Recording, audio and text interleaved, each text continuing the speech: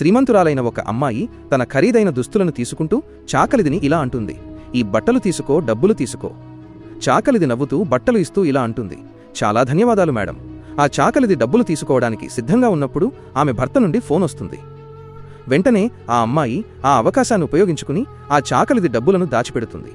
అప్పుడు ఆ చాకలిది వినయంగా ఇలా అడుగుతుంది, మేడం డబ్బులు? వెంటనే ఆ అమ్మాయి నిజంగా ఆశ్చర్యపోయినట్లు నటిస్తూ, నేను ఇప్పటికే మీకిచ్చేశాను అని అంటుంది. అప్పుడు ఆ చాకలిది ఆలోచనలో పడి తలవంచి ఇలా అంటుంది, నేను ఫోన్లో బిజీగా ఉండి మర్చిపోయి ఉండవచ్చు, క్షమించండి మేడం అని నిరాశగా వెళుతూ ఉంటుంది. అప్పుడే ఆ అమ్మాయి తల్లి అక్కడికి వచ్చి ఆశ్చర్యంతో, అరే ఇదిగో 200 అని అంటుంది. ఆ అమ్మాయి ఆశ్చర్యంతో 200 ఎందుకు అని అడుగుతుంది. అప్పుడు ఆమె తల్లి భావోద్వేగంతో ఇలా చెప్తుంది, ఒకరోజు నేను బస్టాండ్లో ఉన్నాను, నా దగ్గర డబ్బులు లేవు. అప్పుడు ఈ అమ్మాయి నాకు సహాయం చేసింది, ఇవి ఆ అమ్మాయి నాకు ఇచ్చిన డబ్బులే అని చెప్తుంది. ఆ అమ్మాయి ముఖం రంగు మారిపోతుంది. ఆ తర్వాత తల్లి ఆ అమ్మాయిని ఆమెకు $500 ఇవ్వమని చెప్తుంది.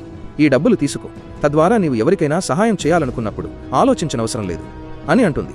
మొదట ఆ చాకలిది నిరాకరిస్తుంది, కానీ తర్వాత భావోద్వేగంతో డబ్బులు తీసుకుంటుంది. వెంటనే అమ్మాయి కోపంగా ఇలా అరుస్తుంది, ఆగునైనా, నన్ను చూసి విస్మరించకు, లేకపోతే నీకు చెడు సమయం వస్తుంది.